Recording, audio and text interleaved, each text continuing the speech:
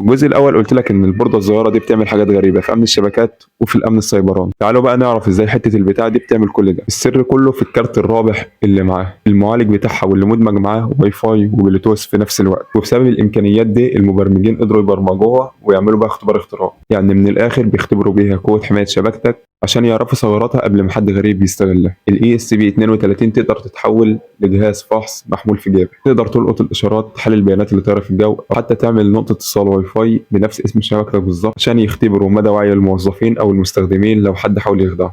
ومش بس كده، القطعه دي بتقدر تعمل هجمات قطع الاتصال، وده تكنيك بيستخدمه المحترفين علشان يختبروا قدرة الشبكة على تحمل الطوارئ، عن طريق إنها تفصل الأجهزة المتصلة بالواي فاي مؤقتا عشان يشوفوا السيستم هيتصرف إزاي وهيقدر يحمي نفسه ويرد الهجوم ولا. يعني حرفيا القطعة اللي شكلها غلبان دي عبارة عن مختبر أمن سيبراني كامل بحجم علبة كبريت. وطبعا كل الإمكانيات دي معمولة علشان المطورين يطوروا من حماية الشبكات، إنك عشان تحمي بيتك أو شركتك لازم تفكر بنفس طريقة اللي بيحاول يخترقك.